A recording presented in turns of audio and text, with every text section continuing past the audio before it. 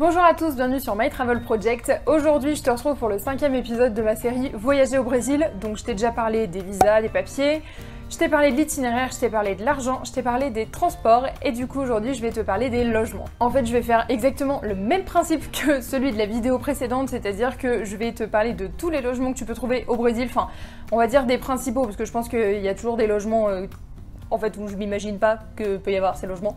Bref, je vais te parler de ces logements-là, de ce que j'en pense, en te citant les points positifs et les points négatifs, et si j'ai des bons plans, je te parle des bons plans.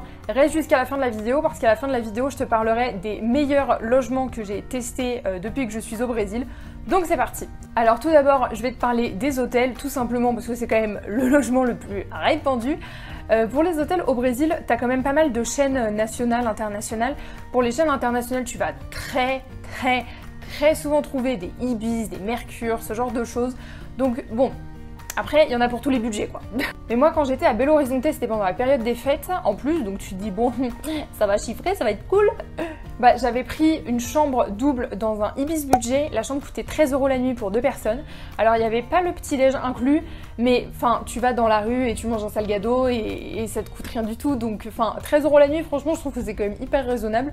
Ça peut être une possibilité en fait si tu trouves pas d'auberge de jeunesse qui te semble sympa ou si tu trouves pas de poussada on va dire à un prix abordable, les Ibis budget, enfin ou toutes ces chaînes d'hôtels là qui proposent une version low cost on va dire, ça peut être un avantage pour toi pour pouvoir rester dans ton budget logement en fait. Donc les points positifs, déjà comme je le disais juste avant, il y en a pour tous les budgets, donc si t'as pas envie de craquer ton portefeuille, t'es sûr que tu trouveras quelque chose qui te convient. En plus, un hôtel c'est quand même facile à trouver, tu vois, c'est pas comme si tu voulais un logement hyper spécifique et tout ça, donc bon, au moins tu finiras pas dans la rue en train de dormir. Par contre le point négatif, et on va pas se mentir, c'est que c'est quand même pas le plus authentique, tu vois, encore une fois, je suis très contente d'avoir payé juste 13 € pour ma chambre d'hôtel au Ibis budget à Belo Horizonte, mais c'était un peu simple quoi. Si tu veux un truc plus authentique, va dans une poussada, tu seras bien plus heureux. Et justement maintenant je vais te parler des poussadas. C'est un peu un bed and breakfast en gros, tu vois. Ça fait hôtel et en même temps ça fait... Je sais pas, c'est un peu bizarre parce que ça fait... On dirait une guest house, mais en même temps c'est un peu comme un hôtel, tu vois. Les poussadas, t'en trouves dans tout le Brésil. Alors ça, aucun problème. Je pense que tu vas même dans le patelin le plus paumé au fin fond du Minas Gerais, tu trouveras quand même une poussada, y a aucun problème.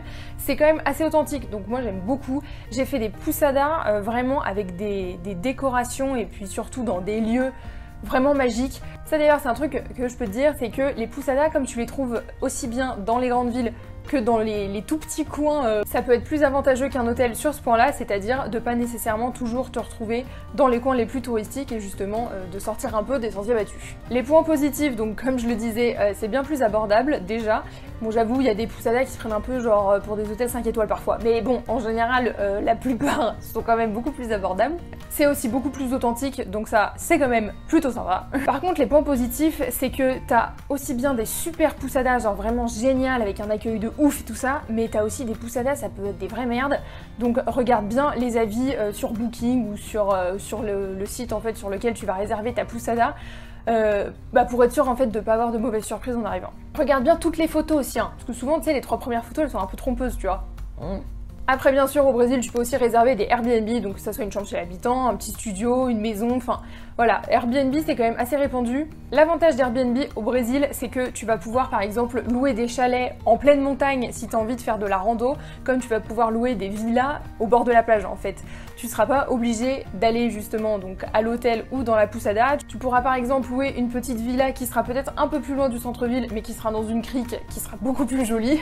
Tu peux aussi louer des appartements bien sûr dans les grandes villes, ça c'est quand même pas mal parce que tu vas peut-être payer plus cher on va dire qu'un hôtel ou qu'une poussada, mais en même temps tu vas aussi pas mal économiser sur la nourriture parce que en général t'as une cuisine donc tu peux faire à manger toi-même. Donc Airbnb je te le conseille vraiment, je pense que ça peut être une bonne alternative, surtout si ça fait quand même plusieurs mois que tu voyages, que t'en as un peu marre des auberges de jeunesse, des poussadas et ce genre de choses, que t'as un peu envie d'être genre chez toi en gros pendant 2-3 jours tu vois.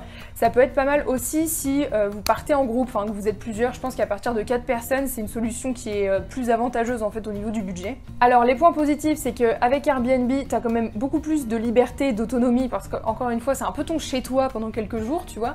Alors je te parle bien sûr si tu loues tout un Airbnb, hein, pas juste une chambre chez l'habitant. Et aussi tu peux te retrouver dans des coins beaucoup plus authentiques parce que beaucoup plus reculés, on va dire, des centres-villes ou des coins touristiques. Et le point négatif, c'est que souvent c'est avantageux à partir du moment où vous êtes plusieurs personnes, donc comme je disais juste avant, à partir de 4 personnes en fait c'est avantageux. Si tu cherches quelque chose pour 1 ou 2 personnes, il se peut que ça soit une chambre chez l'habitant par exemple. Ça convient pas à tout le monde. D'ailleurs, vu que j'y pense, oublie pas de regarder dans la barre d'infos. À chaque fois, je laisse toujours mon lien de parrainage Booking et mon lien de parrainage Airbnb. Donc n'hésite pas à les utiliser, comme ça tu gagnes une réduction sur ta prochaine réservation. Et moi je gagne de l'argent aussi. Et comme ça tout le monde est content. Voilà. Et la dernière catégorie, c'est les auberges de jeunesse et les couchsurfing. Et honnêtement, j'ai pas grand chose à te dire là-dessus en fait. Enfin, pour le Brésil, j'ai pas grand chose à te dire là-dessus. Il y a pas grand chose de spécifique en fait par rapport à un autre pays, tu vois. En fait, les conseils que je peux donner pour auberge et couchsurfing, c'est les conseils que je donnerais peu importe la destination. Donc bon. Enfin bref, tout ça pour dire que pour l'auberge de jeunesse et le couchsurfing, il n'y a pas grand chose qui change. Je te conseille, comme d'habitude, et je te le conseillerais pour tous les pays d'ailleurs, de toujours bien regarder les avis, surtout pour couchsurfing. Et pour les auberges, regarde bien les avis pour voir s'il n'y a pas des punaises de lit, parce que ça, j'ai jamais eu de punaises de lit de ma vie, mais alors je prie pour ça m'en avoir de ma vie, parce que je pense que niveau voyage, avec le fait de perdre mon passeport, c'est genre ma plus grosse phobie. Genre, littéralement. Alors il y a 3 conseils que je peux te donner concernant les logements au Brésil. Tout d'abord, c'est dans les pousadas et les hôtels. Même si ce sont des chaînes internationales ou nationales par exemple, ou voilà, c'est pas commun de parler anglais, genre vraiment pas. En fait, ce que je veux dire, c'est que ne pars pas du principe que parce que tu vas dans un logement qui accueille des touristes, donc potentiellement ça veut dire des étrangers qui vont parler anglais. Honnêtement, ça fait 1 an que je suis au Brésil et je pense qu'il y a peut-être 1 ou 2 fois sur tous les voyages que j'ai fait où j'ai rencontré des personnes qui parlaient anglais. Et encore, quand je dis parler anglais, c'était baragouiner quelques mots. C'est-à-dire que tu peux pas demander des renseignements, des informations touristiques sur la ville ou quoi que ce soit. Donc je te conseille vraiment de venir avec une appli de traduction genre Google Trad ou d'avoir déjà traduit toi quelques phrases dans ton portable, je sais pas, mais voilà, en gros, pars pas du principe que dans les hôtels, les pousadas, ces trucs-là, ils parlent anglais parce que 95% du temps, ça sera pas le cas en fait. À savoir également d'ailleurs, donc pour les hôtels, les auberges de jeunesse et les pousadas, c'est que le petit déjeuner est tout le temps inclus. Enfin, en fait, je suis jamais allée dans un hôtel où le petit déjeuner n'était pas inclus. Donc ça, c'est quand même cool parce que la plupart du temps, c'est des buffets. Donc, si encore une fois, t'as un budget un peu serré, notamment par rapport à la nourriture, je te conseille de bien manger au petit-déj. Et puis normalement il y a toujours genre du pain, du fromage, du jambon, donc tu sais, tu peux te faire des petits sandwichs et ça c'est cool.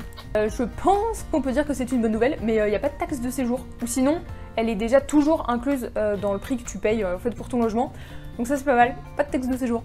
Et pour finir cette vidéo, je vais te parler de quelques logements que j'ai testés et que je te recommande à fond. Et je pense que mon coup de cœur va, mais à coup sûr, à la Pousada Marilia de Dirceu à Tiradentes. Je te mettrai tous les liens dans la barre d'infos, donc commence pas à noter tout ça, c'est juste je t'en parle parce que j'ai envie de te vendre du rêve, parce que c'était franchement, c'était des logements de ouf, tu vois. Donc bref, cette Pousada, c'est simple, j'ai jamais vu une Pousada aussi propre de ma vie, déjà. Et puis en plus la déco était pas genre moche glauque et tout, enfin, franchement c'était un bonheur. Le petit déjeuner, c'était à se taper le cul par terre, mais trop bon. L'accueil était génial parce que la dame qui tient cette poussada était adorable, alors que franchement quand j'y suis allée, donc c'était au mois de décembre, ça faisait 1 mois et demi même pas que j'étais au Brésil, je baragouinais 3 mots de portugais et elle faisait trop d'efforts pour me parler, elle faisait trop d'efforts pour que je comprenne, pour que j'ai les bonnes infos et tout, enfin bref. Je te recommande cette poussada à fond. Alors je pense qu'il y a des poussadas moins chères à Tiradentes, mais là franchement je te conseille de mettre le prix, encore une fois tu vas pas te ruiner non plus. Quand je suis partie à Bonito aussi, je suis tombée dans une poussada qui était vraiment sympa, mais le truc c'est que là j'ai plus le nom en tête, donc je te le mettrai dans l'écran et je te mettrai le lien vers Booking dans la barre d'infos, mais c'était une poussada qui était super sympa, c'était un peu plus, on va dire, commercial. C'est-à-dire que ça ressemble plus à un hôtel qu'à une poussada. Il y avait une piscine qui était super sympa, il y avait des petits ponts, ils avaient mis des plantes partout et tout ça. Enfin, c'était super bien décoré. Le petit déj était bon, c'était calme. Enfin, franchement, c'était une poussada super géniale aussi. Dans l'état du Santa Catarina, si tu veux faire des randonnées, je te conseille d'aller dans la petite ville de Corupa et de prendre le Airbnb de Ivo, qui en fait loue des chalets. En fait, il avait 2 chalets, il a retapé les 2 et maintenant il les met en location sur Airbnb. La vue le matin est magnifique et c'était hyper sympa en fait, c'est un côté hyper rustique, hyper authentique et si t'as envie de faire des randonnées, c'est vraiment dans le bon coin du Santa Catarina. Alors pour la poussada la plus chère que je peux te recommander de cette vidéo, c'est la poussada Villa Calango qui est à Jericoacoara, donc surtout dans le nord du Brésil cette fois-ci. C'est une poussada c'est une poussada de luxe, qu'on se le dise, c'est une poussada de luxe. Mais c'était trop bien.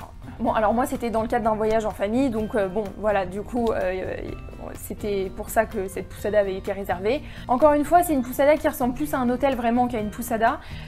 Toutes les chambres en fait sont dans des bungalows qui sont extrêmement bien décorés.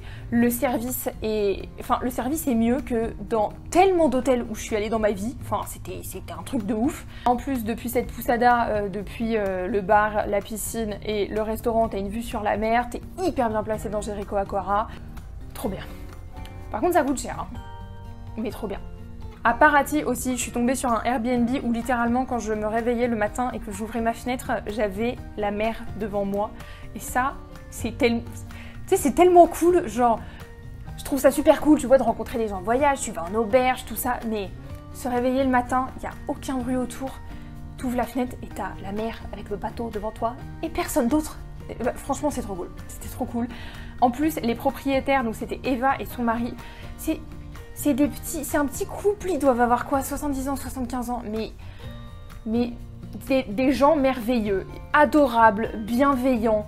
En plus, Eva, elle parle un peu français, donc si toi tu parles pas du tout portugais et que t'es pas très bon en anglais, franchement déjà c'est un bonheur. C'est honnêtement le seul logement que je peux te recommander à Paraty, et je pense que même si j'avais testé des poussadas ou des auberges à Paraty, enfin j'avais testé une poussada mais elle était nulle à chier donc je vais pas te la recommander, dans tous les cas je pense que ça serait quand même ce logement, enfin ce Airbnb qui arriverait au-dessus de tout parce que c'était magique. Vraiment c'était magique. Puis en plus ce qui est cool tu vois c'est que tu sens que c'est une maison qui a vécu, parce qu'en fait c'était la maison donc d'Eva et son mari avant, mais tu sens qu'ils ont des souvenirs là-dedans et qu'ils ont aimé vivre là-dedans, et que maintenant, en fait, ils louent cette maison, parce que bon, eux, ils habitent à côté, tu sens qu'ils louent cette maison parce qu'ils ont envie que les gens qui viennent à Paraty se créent des souvenirs comme eux, ils se sont créés des souvenirs quand ils habitaient dans cette maison, et je trouve ça trop beau, ils étaient trop choux, franchement.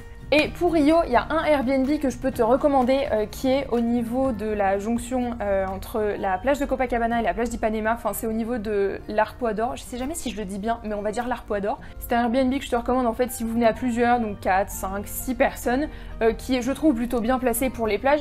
Ensuite, c'est pas non plus le quartier de la fête. Si tu veux aller dans le quartier de la fête où ça bouge le soir, je te conseille plutôt Santa Teresa ou Gloria. Et dans tous les cas, pour Rio, je suis clairement pas la professionnelle. Ce que je vais faire, c'est que je vais te mettre dans la barre d'infos le lien du site de Laetitia, donc de la chaîne Le Corps, la Maison, l'Esprit, parce qu'elle habite à Rio depuis plus d'1 an maintenant, enfin elle est guide touristique à Rio, enfin elle connaît Rio comme sa poche limite, et elle a listé en fait sur son site tous les logements qu'elle recommande à Rio, et puis enfin tout sur Rio en fait, genre c'est un peu la bible de Rio son site, donc je te listerai ça dans la barre d'infos. Je préfère te recommander le site de Laetitia plutôt que juste mon Airbnb, parce que je pense qu'elle s'y connaît beaucoup mieux en logement que moi. Voilà, c'est tout pour cette vidéo sur les logements au Brésil. J'espère que ça t'aura plu, j'espère que tu auras appris des choses et que maintenant tu sais ce que tu veux réserver comme logement au Brésil. Honnêtement, en 1 an ici, j'ai quand même eu très rarement des mauvaises surprises. Je pense que la pire mauvaise surprise que j'ai eue, c'était à Iguaçu, et la chambre était propre en soi, c'est juste que la peinture était un peu défraîchie, qu'on se le dise. Mais bon, j'ai quand même eu rarement des mauvaises surprises. N'hésite pas à me dire dans les commentaires ce que toi tu choisirais comme logement en fait pour ton prochain voyage au Brésil, et nous on se retrouve bientôt dans une prochaine vidéo. Ciao!